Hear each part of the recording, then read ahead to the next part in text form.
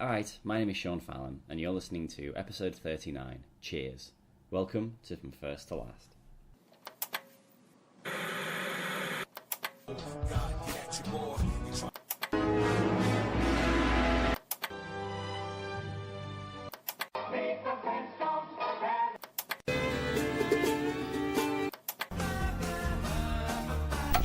Hello again and welcome again. My name is Sean Fallon. This is From First to Last. Today I'm joined by returning cannibal Keith Gow. How are you, Keith? Good, how are you? I'm good. What show did you choose for us today? Cheers. Cheers, which is a nice little bit of a sequel to last week's the last episode, which was Frasier. So Cheers ran for 275 episodes from 1982 to 1993. I think that makes it the longest running show that we've done on this podcast. It pips Frasier by about 11 episodes. Right, which is pretty amazing. I thought they were pretty close. Yeah, it's absolutely incredible that, obviously the creators of Cheers and Frasier, you probably, think to yourself, okay, well, we'll make this little sitcom about a bar and just see how it goes. And then you just end up just living in that world for, 22 years. It's just insane. So what's your experience with Cheers? Cheers is a strange one because I really only started watching it very late in its run when it originally aired.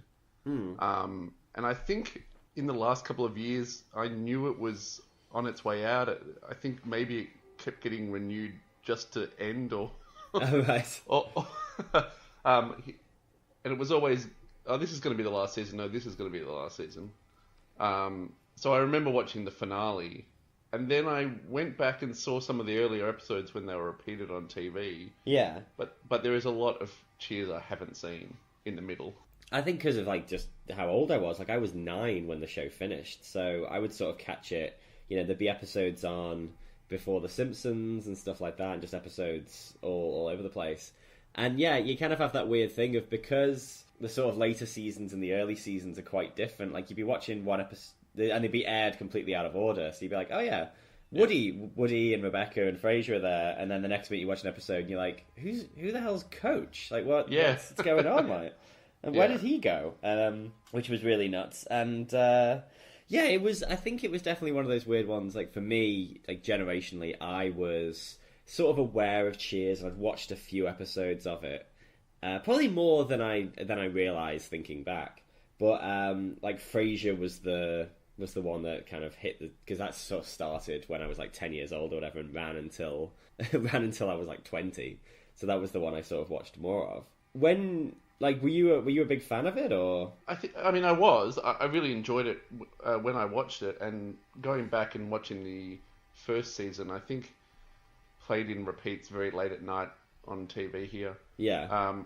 I did really enjoy it, even though.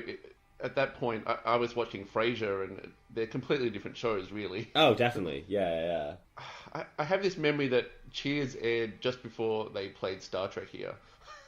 Yeah, that sounds about right, actually. That sounds like the same in England. there was this weird midweek block where you'd have, MASH, Cheers, Star Trek The Next Generation, and then The Simpsons. Yeah. Oh, wow, that is a very strange lineup. Because Cheers was always on late here anyway, 9:30, 10 o'clock. Okay. I just have a feeling, and then Next Gen was always on late here as well. So I feel like that's where it started from. I was watching Cheers just to wait for Star Trek. That's not too bad. No. It's nuts though, because when you sort of talk to people about when you read about Cheers and stuff like that. It is sort of held up as being the sort of the sitcom gold standard. People do say it is a perfect show. I think at the moment a lot of people are sort of coming back around to Cheers because of The Good Place. People are rediscovering Ted Danson's had a bit of a renaissance the past couple of years. I was reading this article the other day about how he'd done Cheers and he was the biggest the highest paid actor on TV, and then after Cheers tried to be a movie star and it didn't really take, so he ended up doing that show Becca, which ran for however many years or whatever, and then he was just sort of in the wilderness, and then it wasn't until Larry David put him on Curb, and he sort of showed that he still had his comedy chops, but he was still super charming, but had a bit of a dark streak in him. And that sort of got him a load of more other interesting roles. And then obviously now on The Good Place, he's amazing. Like, I absolutely love him. Yeah, and yeah, I think really great. Yeah, in The Good Place. And then people have sort of gone back, like, you know, people are talking about Ted Danson loads, so they're sort of rediscovering it. So I'm noticing quite a lot of writing is starting to appear online about Cheers just being like a perfect show, which is interesting. Because I mean, a lot of those shows, like a lot of these sitcoms, tend to find that when people go like reappraise them, they're discovering faults more than anything else. Like I know Friends is one that people are constantly coming back around to and being like, you know what, this show might have been terrible. Like it might have had really when it was good, yeah, but it had a lot of weird shit in it that is not good. Yeah, and I think and the thing about Cheers is it was really good from the start. And it was really good at the end, and I'm not sure if it got bad in the middle or yeah, that's or it. what. I'm not sure if they struggled after Shelley Long left. I just don't know. No, that's it. It is a little bit of a black hole because it's like I assume there must have been like I don't know Cheers fan clubs or something. But if you're watching a show in like 1987. Who are you? Are you just writing in letters to like TV Guide to complain? Like, who are you? Who are you talking? I mean, I guess that's the concept of like the water cooler thing, isn't it? Where you like the next day in work, you have a little bit of a chat about what's going on. You don't have that. You can't in the middle of the show just jump on your phone and be like, "This show's gone shit." Yeah. Well, Kirstie Alley is the worst. Hashtag not blonde enough or whatever. Oh, it totally would have been like hashtag Team Diane, hashtag Team Rebecca, and so on and so on. Yeah. So, rewatching this first episode, which obviously aired in like 1982, what did you think of it, watching it now? I thought it was really solid. I thought it was a really solid half hour. Yeah. All the characters are there from the start. It doesn't feel like they needed to find them at all. No. Even though I think the history is that Cheers wasn't that well regarded at the start, or it wasn't that well watched. I think it was very low rated. It took a couple of years before it really became the hit that it was. Yeah. But I think it's really well written from the start. I know, it's great. I think there is a thing with Cheers where it's one of the only shows that managed to have the worst ratings and the best ratings within its run. Like it was either it only ran at two speeds. It was either the worst show and needed to be removed, or it was the best show and needed to run forever. But yeah, no, I had the same sort of experiences that I had with the Frasier first episode, where it was like, yep, solid jokes, but also it wasn't sort of one of those pilots that's introducing you to things. You know, it wasn't like they had a quite solid story, like that whole thing with Diane and Sumner. That felt like a solid, complete story, and you got just enough of a taste of her character and Sam's character, and everyone else you got more of their quirks. Be like, yeah, we can pick them up later. But as soon as I was watching it, it was like, right, so Sam is a retired baseball player and recovering alcoholic and a bit of a ladies' man. I'm like, yeah, I could watch this. I could see where this is going. Like, I feel like they're gonna mine a lot of story out of just those three ideas. And straight away, like, Ted Danson is just so cool and so sexy. Like, just when he just swaggers out of that back room, I was like, yeah, this guy, I want to see what he's got to say. It was very, very good. Yeah. It doesn't feel that dated either. Apart from the clothes, obviously, it doesn't feel like an 80s sitcom, which of course were mostly family sitcoms anyway. Yeah. It does feel different to that, and it doesn't rely on those tropes as much because it's set in a bar and you've got all these adult characters. Yeah. That are all a bit messed up, really. Yeah, there is definitely like a weird vein of like, and I think it was sort of in this episode and the last episode, there is like a weird vein of like tragedy almost to these characters. Like, it was interesting to look back on Norm and be like, yeah, this is quite a dark, this is quite a dark character. Like, you kind of think after this show ends, where does that character go? Like, if that is all he does he just die on that bar stool in like a couple of years? Is that it? Yeah. And yeah, like, it just straight away in that first episode, you did get like a sense of these weren't like sort of affluent, well-to-do people. There was no sort of like family dynamic. It's sort of a workplace comedy, but not everyone works there. And yeah, I mean, definitely, like you say, in terms of like how dated it was. some of the clothes, some of the flares and stuff like that, like they were still clinging to some 70s fashion, but it didn't have that sort of thing. Like if you try and watch, like you say, those old sort of family sitcoms, like I can't even think of one from this time, like Laverne and Shirley or something like that. And it's very much like, oh, this is of its time. This is very much a 70s, 80s thing. Whereas, Cheers felt right, like new and up to date and cool, and definitely like the chemistry with like Sam and Diane was instantly there from their first interaction. I'm amazed that this wasn't like really well received straight from the gate, like, because it's, like I say, it's really good. Like, it was solidly good. Yeah, I don't really know why it eventually got popular, and it wasn't from the start. I mean, I don't know what it was up against. I don't know. Maybe it was the fact that it wasn't a family sitcom, and maybe families couldn't watch this together. I don't know.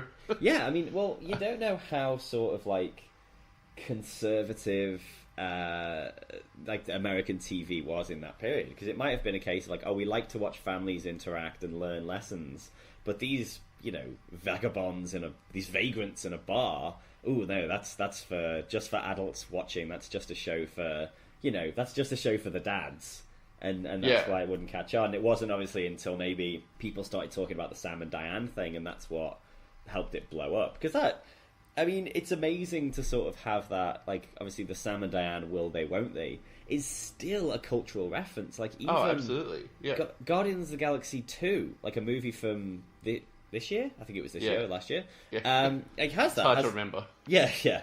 Me and my wife watched that the other week, like she hadn't seen it, and there is definitely there's a point where he says like, oh, I thought we were like Sam and Diane, and one of the characters says, I don't know what that means, and you're like, well, and that sort of started me off thinking like, well, who's the audience for that joke? Because not many people are going to get that, or it is so built into the culture that people might not know why they know what it means, but they might just know what it means. Yeah. Well, they've never seen Cheers, but they've heard the names and they've seen the references on The Simpsons, and yeah, that's it. Like, it's interesting because I don't think like the concept of like a Ross and a Rachel relationship has really caught on. But yeah, people are just happy to be like, oh yeah, they had a bit of a they had a bit like a Sam and Diane thing. But like, even people who like Friends are sort of like, nah, Ross and Rachel, not into it. Still. Yeah, well, they've revisited Friends and they've realised Ross is a giant douchebag. Yes, well, that's it, yeah. I mean, that has been one of the... Whenever someone... There's a bit of a weird awakening whenever you see someone on Twitter be like, guys, I think Friends might have had some issues, thread, and they start going through them all, and it's all like the gay panic stuff and the sexism and all that, and it's like, oh, okay, yep. We're all picking it up. We're working it out. Yeah. I was very happy with this, and I guess the one thing I did miss was I was such a big fan of Frasier. I was sort of like, yeah, it's good, but where's my boy? Like, where's Frasier Crane? When's he gonna come into it? Which I didn't realize. Like, I assumed that Frasier was like a later addition to the show. But no, I mean, the show started in 82, and he joined the cast in 84. So he was doing it for... the third season, yeah. Yeah, so, I mean, it's incredible that, like... Obviously, incredible Kelsey Grammer was doing that same role for, 20-something 20 years, yeah. Which is just incredible. Yeah, no, I could handle 20 more years of that, but I think I'm just a bad tragic for Frasier. So, interestingly, watching this as well, one thing I noticed, which sort of, I think helped make it feel more modern, was even though it is like, obviously it's filmed, they announced that it's filmed before a live studio audience and all that, I always had it in my head that the show was very stiff. It was just sort of like a locked camera on the bar, and you sort of moved around a little bit, but the camera was quite dynamic. Yes. Yeah, it like followed Sam out of that corridor and around the bar, and it's like, yeah, that's really good, because you never really see that on something like, obviously like Big Bang Theory has that where it's just the one set, but then so did like How I Met Your Mother or Friends or Seinfeld, and like this was really, it was good. It was kind of a movie. It set this tone that this bar was big and real, and there was like stuff happening down the corridors and behind the beams that you could like follow. And that really drew me in. I was amazed by that. That really shook what I thought the show was. Like, I really thought it had been like very much like a stage play, but it wasn't. It had a lot of movement, which was cool. Yeah. So I was a bit surprised even from the start. It was like that. I knew it got that way, and I knew they expanded, and there was the office and the pool table down the end of the corridor and all that stuff happened in later seasons. But even the first episode, you're right. The camera does move around quite a lot for effectively a one set episode. Yeah, no, brilliant. I was really happy with that. Like, it made it, it just made it feel very well. I mean, that sort of made the whole thing feel quite real and like realized. And then, as like the writing on the show, like one of the jokes that I thought was amazing and felt solidly real was when it's like they were talking about the sweaty movie competition. And everyone has an answer. And then even when Sumner comes in and he goes, and someone mentions it to him and he goes, "Oh, Cool Hand Luke." And everyone's like, "Ah, yeah."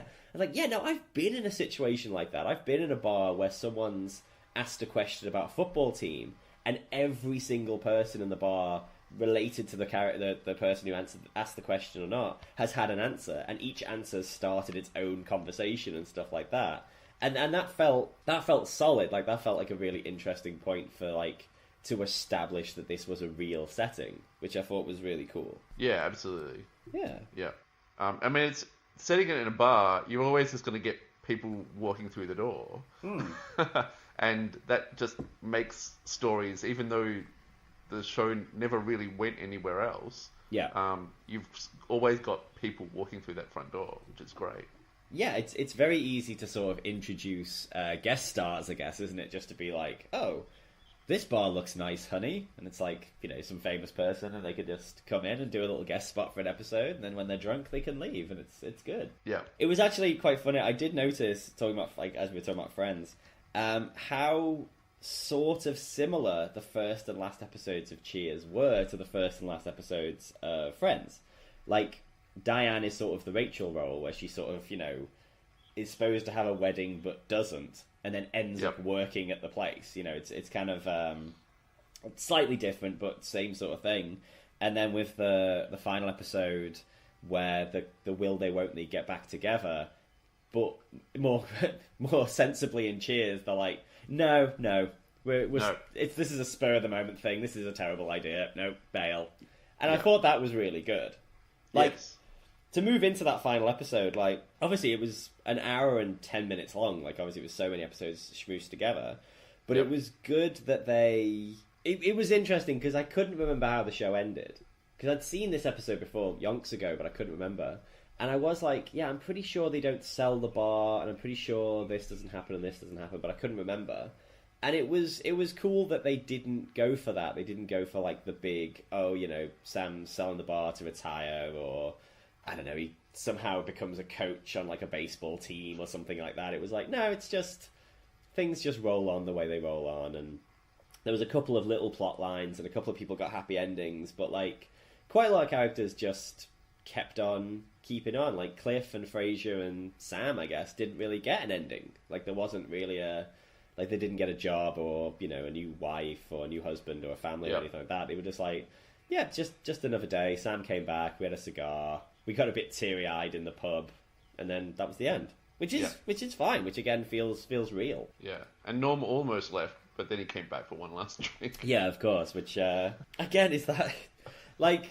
It's hilarious, but it's really kind of sad. Yeah, that's the thing, like, it was, when I first started this podcast, I did used to do a thing where I would say to people, like, oh, you know, would you like to see this show come back? And if it did come back as a revival, as a sequel, as a reboot... Do you think it would work in, like, for modern audiences, and do you think it would have to be changed? And I don't think you could have, like, if you made Cheers now, if you, like I say, if you followed it up or you started again or whatever, the character of Norm would be like, he would maybe start as Norm the way he is now, but halfway through the first season, you're going to have an intervention. And then he would have to, like, change his ways. And, like, the rest of the season, the rest of the show, he'd always come in and, like, order a cup of coffee. And he'd be, like, a cautionary tale about alcoholism or something. Whereas, for 11 years, he was just, like, the big fat drunk at the end of the bar. Just and everyone called his name when he walked in the front door. Yeah, like, that's, like, damn. That's, like, so you got to think, like, okay, well, this is the 11 years that we see. Like, what Yeah. what happened before? What happens after? You know what I mean? It's He amazing. never leaves that bar stool. Yeah. Except to go to Seattle for a couple of Frasier episodes. Oh yes, of course, yeah. So, but no, that's mad. Like, well, I mean, I think if you did make this show again today, I do feel as though it wouldn't work. Like, you couldn't do it again because there'd be too much of that. Like, it would either be a show that would be sort of like old-fashioned bar versus like hipster bar type plot lines. Like, you wouldn't have, like, the Diane character wouldn't be like some academic. She would be some, like, you know, hashtag I'm with her whole thing, and it would be like, you know, she'd be trying to bring in macrobiotic cocktails, and they'd be like, no, we just drink beer here, and it'd just be like this weird cultural thing, and I just don't think it would work. It would just, because, you know, like, they went for a bit of a phase on American TV, like, they'd have a lot of sitcoms that came out, and it would be that sort of like new men versus old men, so it'd be like sort of rugged mechanic chopping wood men versus like modern tech people. Like, they tried it so many times and it constantly failed, and I just feel like that's what they'd end up doing here, because I don't think you could just have a sitcom now that was essentially like not glorifying but sort of pro just go in the pub and just drinking away your troubles. Well, that's right, because most of the joke about Norm is that he's escaping his wife. And I just don't think you could get away with that anymore. Or you'd have to play it differently, or she'd have to appear, which she never does in the show, because otherwise that's just the silent woman at home. just this silent, nagging, evil, haggish woman that you never get to see. Yeah. I don't think there are any shows at the moment that are like set in bars. Well, I guess the thing is, you did have with How I Met Your Mother, like, obviously you did have the sort of bar setting, and they were drinking all the time on that show. It was mad. Like, that, I feel like that's something in a couple of years, that's going to be when they reappraise How I Met Your Mother. It's going to come around and someone's going to say, yeah, they drank far too much. Like, that was really dark. Anyway, watching this final episode, what did you think of it? Like, watching it now? I really liked it. So it was. I've watched it a few times. I kind of remember recording it at the time, and I've seen it a few times over the years. So I remember a lot of it, but I had forgotten exactly how it ended. Yeah. When he talked about closing the bar or leaving the bar, I thought, oh, maybe he does actually leave, because I couldn't quite remember. And, you know, so they played it convincingly, like that could have happened. I knew he and Diane didn't get together. Yeah. But I did like the parallels between this episode and the first episode, with Rebecca being engaged or waiting for him to pop the question, and the champagne came out and all that stuff. So I was surprised how many connections there was between the first and last episodes. That whole thing of like, oh, the champagne's on me, I was like, I wonder if they have like done that specifically, or that's just been a happy accident. But yeah, that was great. That was a nice little thing just to remind you. I was pretty amazed that it was 3 full episodes that all aired on the one night, and it is quite long, but I think it tells a good story. I think it justifies itself. Yeah. Because it does have a lot of characters to deal with. It doesn't try and change the setting of the show, or try and change too much of the concept. It really just rounds out stories. But it doesn't tell you what Frasier does next. No. Although I wonder if they knew that spin-off was happening, so they left it open. Yeah, that's a point. Yeah, I wonder if it's just a case of we don't need to focus on this character at all. Well, actually, what was interesting, I have got it in my notes a few times. The character of Frasier in this show, or in these episodes, is completely insane. It was mad. Just like when he sees Diane for the first time, and he's like hugging her, and she's like, "Frasier, you're hurting me." And he's like, "Well, you never hurt me." You know, and then he's like shouting at Woody about the speech, and he's just completely out of his mind. I was like, that's brilliant. Yeah. I love that. Well, that was great. And I think really, again, same as like the Frasier finale, they they were still putting in the work. Like, it didn't feel as though it was like they limped to the finish. It was a solidly funny episode. Like, the whole thing where Tom Berenger keeps proposing to Rebecca and she keeps saying no, that was brilliant. Because Kirstie Alley just sold that so well. Like, she was brilliant.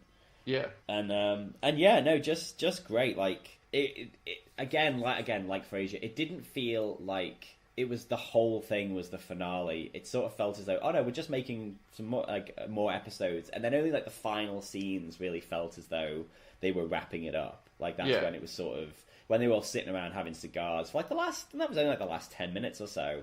Having like but it did feel right for the show, because sometimes I've been, you be in situations where you're having a drink with people and it gets a little bit somber and a little bit like philosophical, and then people have to tell jokes to break it up, and then it's like, okay, this is a signal this night is over. Everyone just needs to go to bed, and that felt right. Like, it didn't feel as though they were like, again, I always come back to this when I talk about finales, like the end of the US Office. That sort of does end with them all just sat around talking about how much fun they've all had together. Right. And you're like, yeah, I get it. The show is over, Yeah. And we get that you're not going to work together anymore, both, literally and in the show. But I feel like you should try and do a final episode as well. And I think Cheers did that. Like, it was a good thing to have that closure on the Sam and Diane of like, no. Yeah, we've been through it a few times, but no, let's just draw a line underneath it. They're going to have one more crack at it. Doesn't work, done. So there's no sort of sense of like, after the show, people are wondering what's going to happen with those two characters. You're like, no, done. Let's put a stamp on it. That's done. And Sam's going to keep doing whatever Sam's doing, and so on. But yeah, no, I thought it was solid. I thought there were some very good jokes. I thought the award show bit was really weird. Like, I felt like that dragged on for ages until Diane got introduced. Didn't it? Yeah. Yeah. But reintroducing her that way, I thought was quite clever. But it does. But that seemed a little bit dated. Yeah, that's it. Like, how would you not know where she was? yeah, exactly. These days, and now, because you would follow her. Yeah, that's somehow. But so I found that quite amusing. But that did go on a long time, that scene. Yeah, because obviously I didn't know Diane was going to pop up. So when they kept mentioning about seeing the supermodel and all that, and I was like, oh, is that a joke about like Sam's sex addiction thing, so he can't watch the TV? And then then they come out and they did all that like really stilted award show banter, and I was like, I feel like this is going to build to something, but I don't know. But yeah, that really freaked me out. It's like, because obviously that's so early on in the episode. I was like, oh, is this episode going to be terrible? Like, is this a sign of where this is going? Like, they're just like, they've run out of steam, so they're just going to show the entire award show. But yeah, no, and then there was the good thing, because when they introduced Diane and she gave that awful award speech, which was so in character, it was perfect. Good. Yeah, no, it was great. And I think I really liked the fact of like when they heard her voice and everyone's reaction in the bar, and then Carla's just like, she only assumes she's having a psychotic episode. Like, that's the only way she can deal with it. No, I thought that was really good. But yeah, in terms of dating, things that were dated, like I had in my notes like a little thing of like 90s things. So obviously, at one point someone mentions Desert Storm, which I thought, okay, that's pretty. But obviously, the joke that will make this show completely never work again is that, like, Kirstie Alley saying, oh, I wanted Donald Trump. Oh, yes. Because Ed Norton is the name of the character in The Honeymooners or something. Yes, isn't it? yeah, that's right. That threw me for a sec, and I went, oh, that's right, that's who that is. But it's the Donald Trump joke. Like, she wanted a Donald Trump. Yeah. Like, I was saying that to my wife, and she was like, what? Why? He's gross. I'm like, yeah, I don't think it's the actual man. I think it's the money. But at the same time, I was trying to position Donald Trump in my head in 1993. And like, was he just like this guy who was famous for being rich, I guess? Because he's always been someone who I've known who he was. Like, yeah, absolutely. Yeah. He was always that sort of pop cultural touchstone of the over-rich guy who's not very attractive, but I don't know, is a stereotypical rich guy who builds towers with his name on them and that sort of stuff. He's Monty Burns. Yeah, essentially, that's it. And it's amazing to sort of have that just really, I kind of like took a step back. I was like, oh shit, that's that's really sort of changed how that joke runs now. Like, because it's really because you could watch that and be like, oh, Rebecca's awful.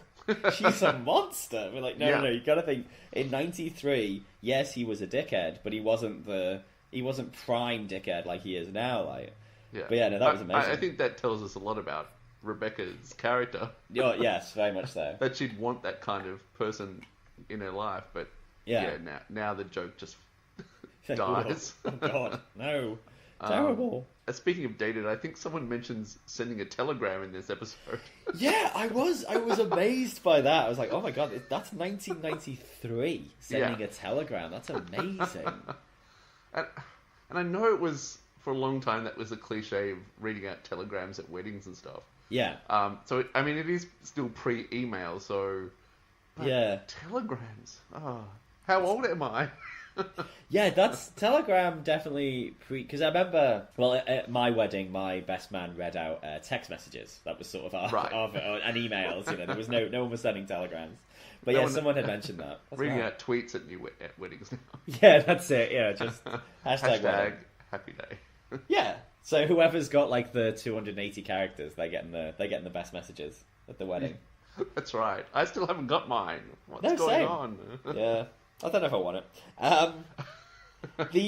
I think it was very interesting actually to watch this episode and kind of look at the new characters, and I definitely want to see more episodes with Woody Harrelson because he's such a good character, and it's so weird to sort of look at this show as a whole, and like if you had to pick out who was going to end up being like the pretty big Hollywood star, you'd assume Ted Danson, but it's amazing that it was like Woody Harrelson. He's still doing like solid work, yeah. Absolutely, yeah. He was, in the new Planet of the Apes movie this year, and he was. I'd sort of forgotten about Cheers because he's built such a big career now. Yeah, he's the guy from a lot of films, whereas at the time that was the first place I'd seen him. Yeah. And then in the early '90s. Shelley Long had gone on to do things. Ted Danson was doing some other things. Kirstie Alley went on to do shows and whatever. Yeah. But Woody Harrelson is now, I forgot that's where he started. Yeah, it's nuts. Like, I think it is weird when you do have that, like... Because I still sort of... I know, obviously, it's not really the same, but I still sort of, like... I'll look at, like, George Clooney and I'll be like, oh, yeah, I used to watch George Clooney in ER. Like, he used to be, like, a television actor... putting in work week by week. Like, it's very weird. And he was in Roseanne before that, so... Yeah. Which is just nuts. So strange. But yeah, I thought Woody was ace. Like, one of my favourite lines of the whole thing was when, like, he'd got Norm the job, and when Norm was like, oh, well, I might be in late tomorrow. And Woody just turns on and was just like, I wouldn't advise it, Peterson. And then slides the beer down the bar to him. Like, I thought that was a great line. That really cracked me up. Yeah. No, overall, it was great. Like, it teased the idea that there was going to be some sort of big upheaval and, like, Sam was going to leave and the bar was going to be sold and all that. But, yeah, in the end, it sort of, like, clicked back into place. And it was fine. It wasn't... I think it was, like, a well-received finale in its day as well. I think it gave people what they wanted. Like, I don't think anyone wanted to see, obviously, a sad ending. But it sort of is a bit of a bittersweet ending. But it's not fully sad. Yeah. The idea that life goes on and they'll keep doing the same things over and over again could be a little bit sad, but I think they didn't play it that sad. I mean, Norm was obviously going to be at that bar again the next night, but he's got a new job, so that's something. Cliff will never change. Yeah. Carla's not going anywhere. Yes. Rebecca got married, is getting married.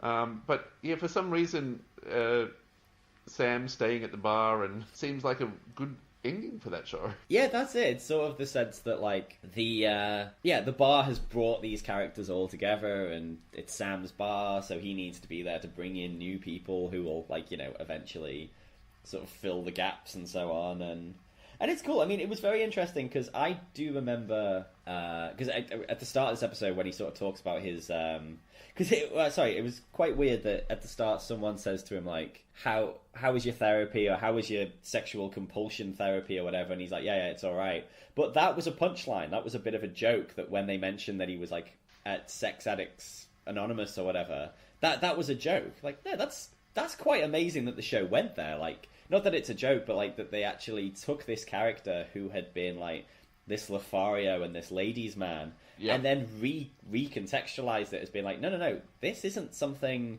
to hold in high regard. This man might have a problem. Yes. And I remember actually briefly, I think I did see the episode where he goes to Sex Addicts Anonymous, and he has like this big emotional thing and talking about how like, oh, when he was growing up, like the sign of being a man was how many women you... Actually, I think he says how many women you shagged, which was quite amazing. Like that was quite jarring. I was like, oh, okay, I didn't know that was slang over there.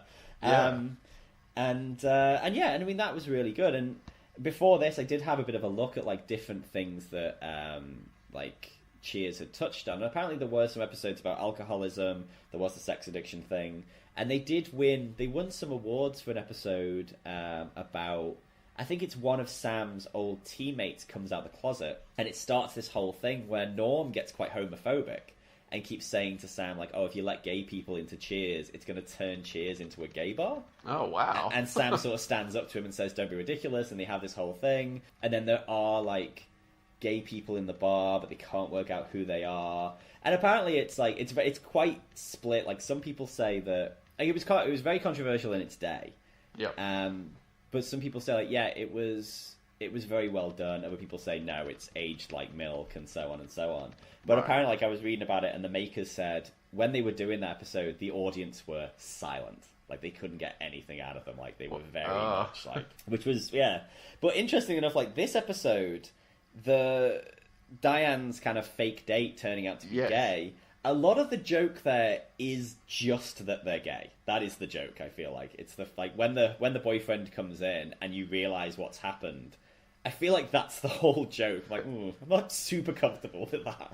Yeah, but I think about when it aired and how... I wouldn't have said it was revolutionary, but I'm sure at the time, the fact that that's what the twist was, was kind of a surprise to the audience. I don't think it was too uncomfortable. No. But the fact that they played it, I was going to say straight, but they played it like, it wasn't as weird as Sam and Rebecca pretending that they were together. Yeah, that's true, yeah. So I admired the commitment to that joke, and I thought when he ran out that was the end of it, but then they ended up in Cheers for a few more lines, so... Yeah, it was, definitely. It was an interesting one, because even though, like, that was sort of the joke, it wasn't a thing of, like, they weren't super camp or anything like that, or it wasn't like the guy who came in was dressed all extravagantly and all that. It was like, oh no, these are two dudes who are together, and they're having, like, a bit of a, a relationship fallout. But I think with this show, I always sort of forget when it was made. Like, because it's sort of in the vacuum of being in the bar. When I sort of found out that it started in 1982, I was like, no, this show just ran from, like, 1990 to 2000 or something, I'm sure. But, like, when you look at it, like, oh, yeah, so it is sort of, 93. Because, obviously, did you ever watch Roseanne? Yes. Like, Roseanne was, like, that same sort of period, I would say. Yeah. It started late 80s and ran too long. yes, very much too long. Yeah.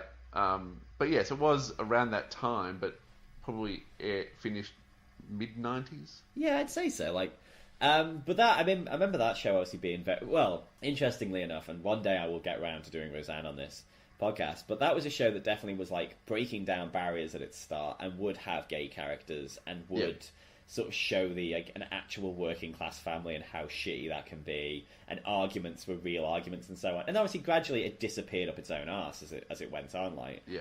And you would just have each episode was essentially some sort of like protest episode about some sort of injustice and so on. And it sort of got a bit ridiculous, and then obviously the last season wasn't a dream, was it? No. In the end I think it was a book. Yeah, she'd written a book, yeah. That's right. And we'll see, because I think they are bringing Roseanne back, aren't they? They are, and they're ignoring that last season. Yeah, so that's fine. Which is the current trend of bring things back, but ignore the bits that you don't like. Yeah, isn't that what Will and Grace did? Didn't they just bin out the last episode, or bin out the last couple of episodes or something? Yep. Yeah, I guess it works. Yeah, I don't know. But But yeah, I guess in '93 it was because obviously, yeah, like I say with Roseanne, Roseanne was hugely, talked about and quite controversial for some of its things. So yeah, you wouldn't really expect Cheers to be an episode that would, to be a show that would tackle hard hitting issues. Yeah, like you think, no, this is just nice but it did look like they did, which I thought was really cool. Oh yeah, so to sort of because obviously it's hard to talk about Cheers while talking about Frasier, and I think one thing that both of these shows did really well was they could have those really, obviously, again, solid punchlines, punchline, and then they would have those kind of big emotional moments where the crowd just goes completely silent and they can have a good thing. And in this one, when Sam says to them, like, you don't live here, I'm not your mother, and then storms out, I was like, oh, that was really, really good, because, like, there was a sort of sense of that when I was watching it, of, like, when they were talking to him, like, oh, Sammy, you can't leave us, you can't do this, and he'd be like, go home, go back to your families. And then, obviously, straight away, as soon as I said that, Sam started saying it. I was like, oh, okay, perfect, that's fine. Like, it was interesting to have, like, this idea that, everyone just wanted Sam to put his life on hold so he could serve them beers for the rest of his life, and then to have him fight back. But yeah, I think this show and Frasier was good for that, where they would just stop everything would just stop dead, and they'd have one of those big emotional things, and then usually they'd break the tension with a joke. But they could balance it well. Like, there's a lot of other sitcoms you watch when they go for those sort of like big, the laughs drop out and it's just emotions, and it's like, no, this doesn't work because it's too far one way. Like, your comedy's too broad and your drama's too melodramatic. But I always thought the writers on Cheers and Frasier did very well to balance that. Yeah, I think that's why it's remembered as being one of the best written sitcoms, is because of that balance. Yeah. That they didn't go one way too often, especially on an episode by episode basis. It was like they did just have enough dramatic that, and as you say, the concept sort of suggests a kind of dramatic underpinning. I mean, Sam is an alcoholic and he runs a bar. Like, that is not hilarious. Yeah, that's it. It's sort of like, because if you said that to someone, like, oh yeah, so the story's about this guy called Sam Malone. He used to be a pitcher, and then he ruined his career with alcoholism.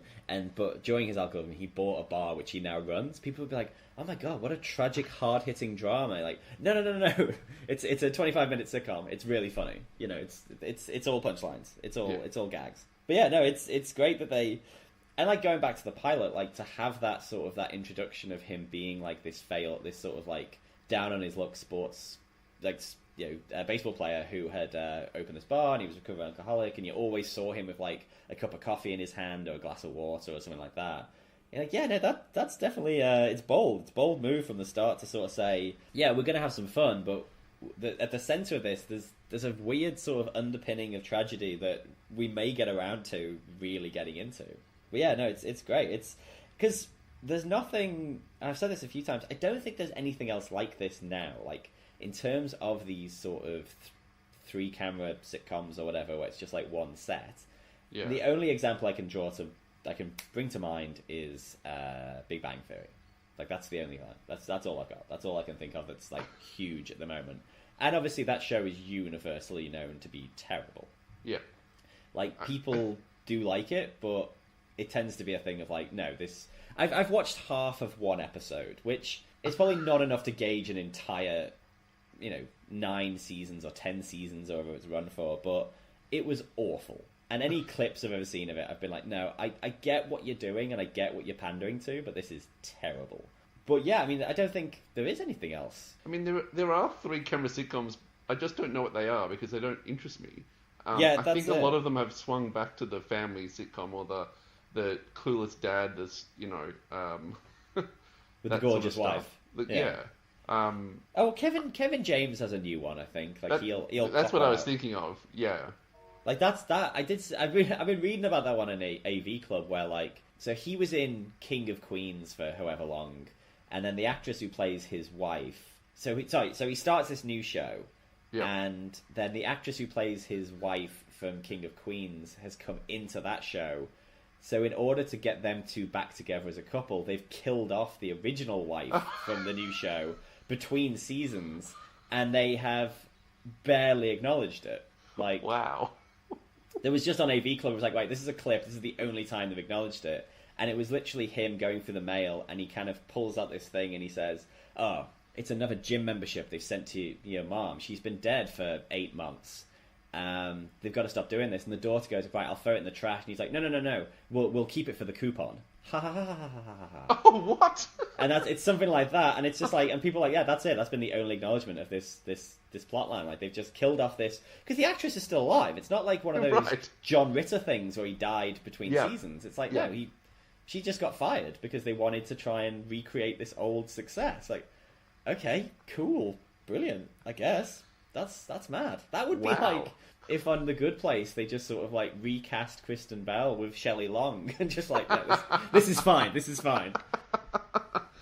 Don't say that too loud. Someone will hear you. Yeah, that's it. That would, no, God.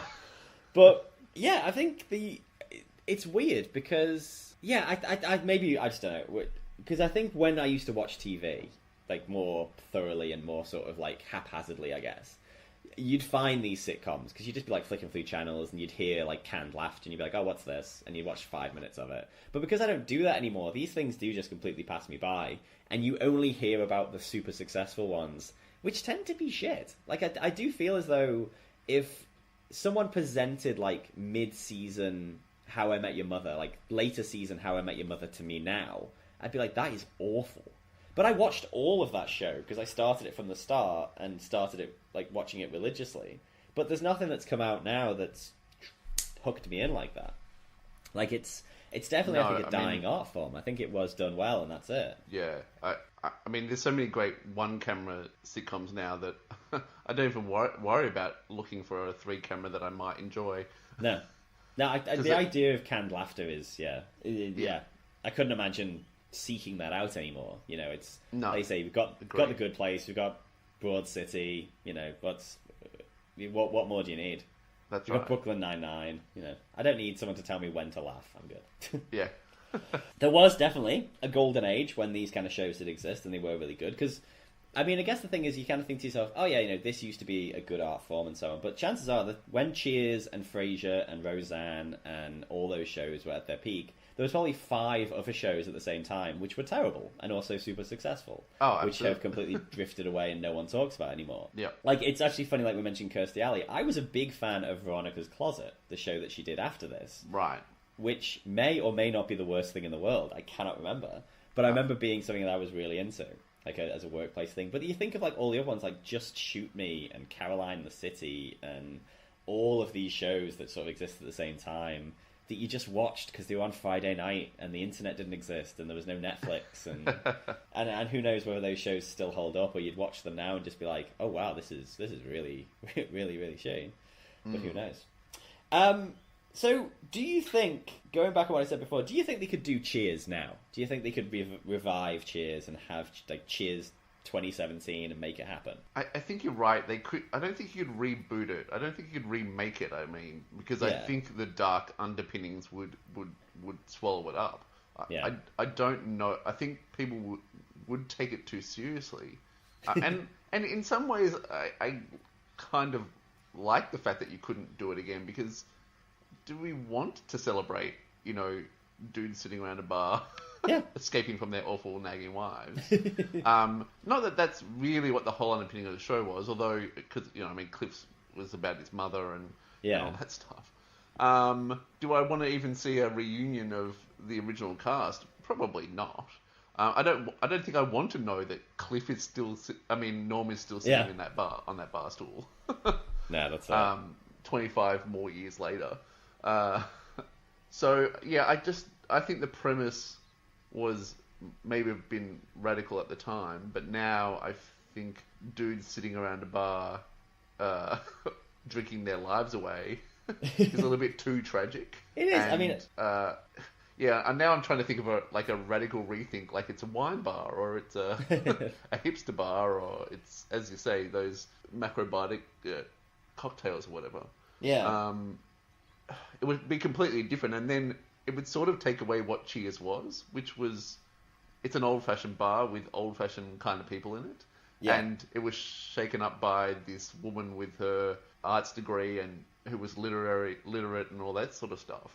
I'm not sure how you would twist that unless you made it the completely other way. So the woman is running this wine bar, and this and Norm walks in.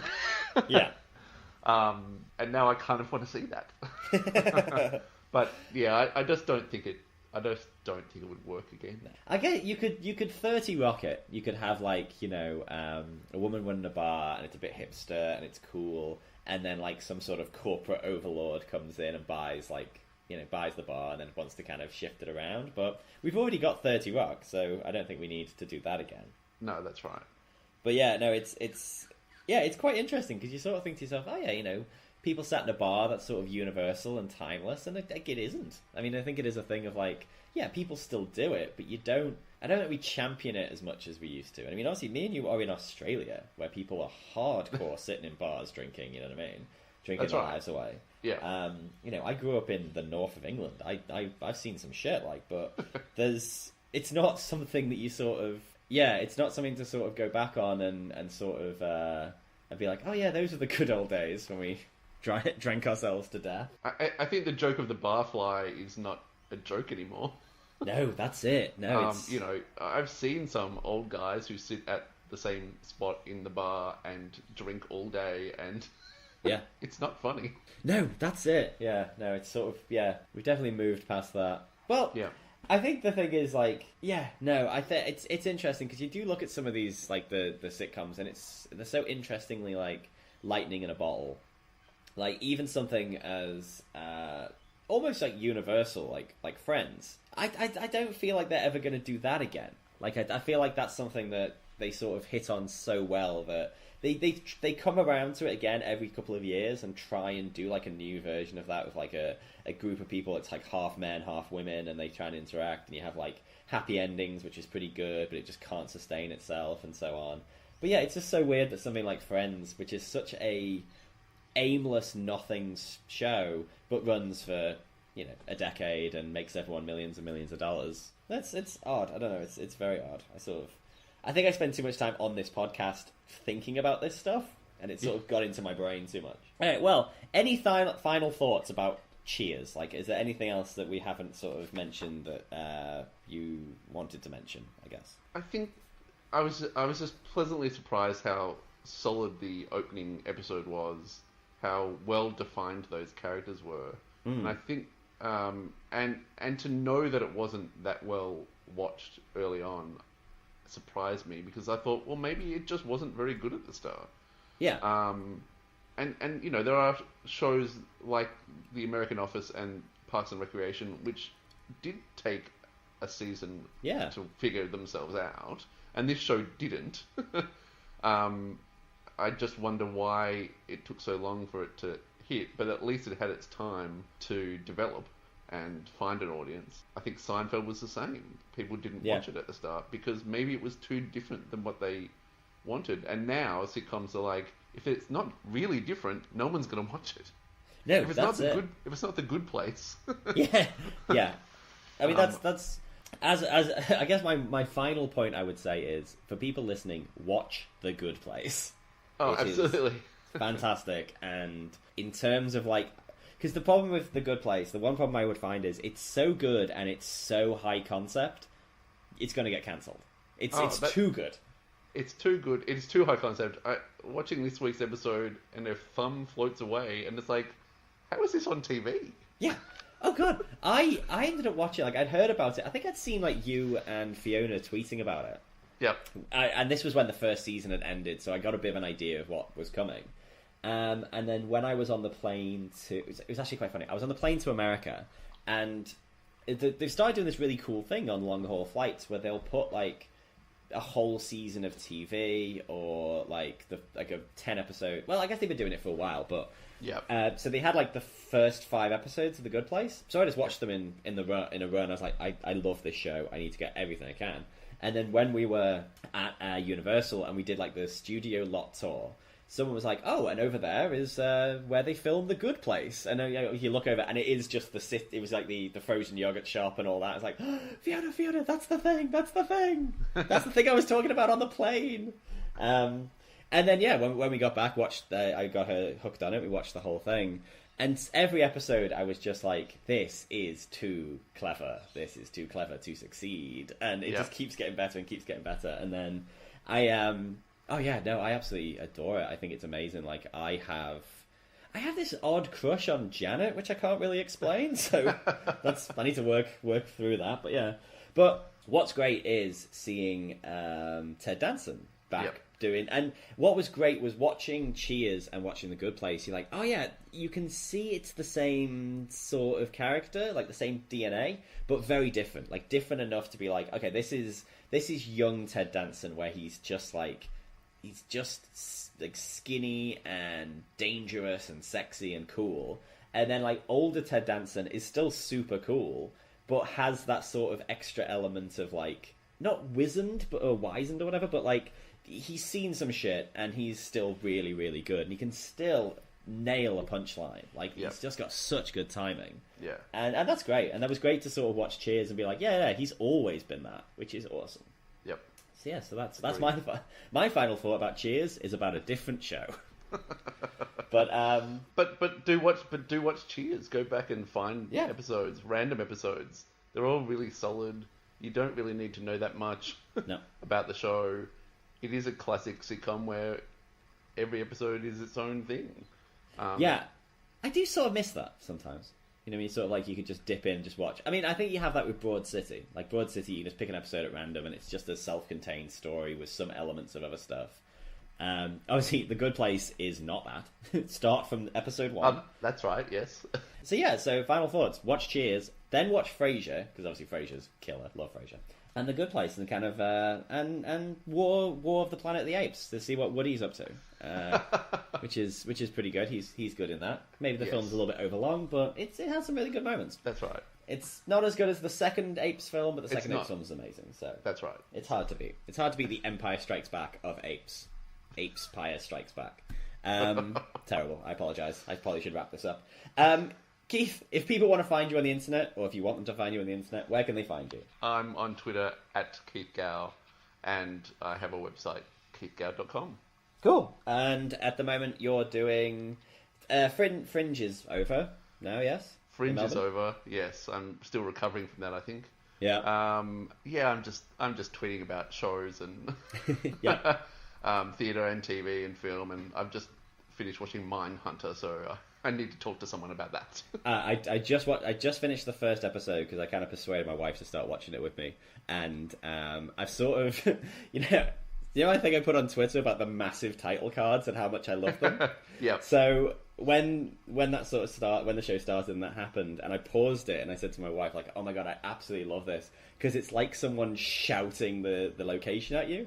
So it's like the show's going on and it's just like, Braddock, Pennsylvania! And then the show continues. And the problem is now, because those happen all the time, me and her just crack up laughing every time it happens.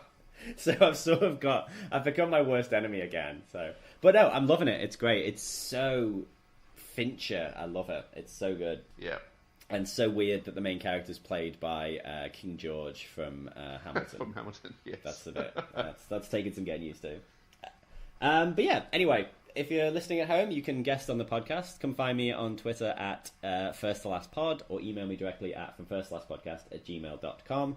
Still lots of shows to go. Next week, or the next episode, episode 40, will be a special episode with, if I can lock him down, Diego Crespo. And then after that, we'll start another season of new guests and all that. So yeah, come find me and do some requests. There's still lots of cool shows in the mix.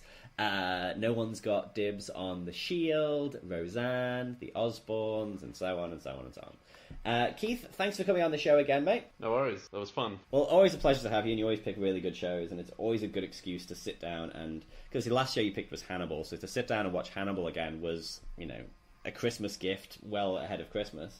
And watching Cheers was really cool as well, especially after being obsessed with Frasier the other week. So that was cool. So thank you again. And yeah, that's it. My name is Sean Fallon. This has been From First to Last. Goodbye.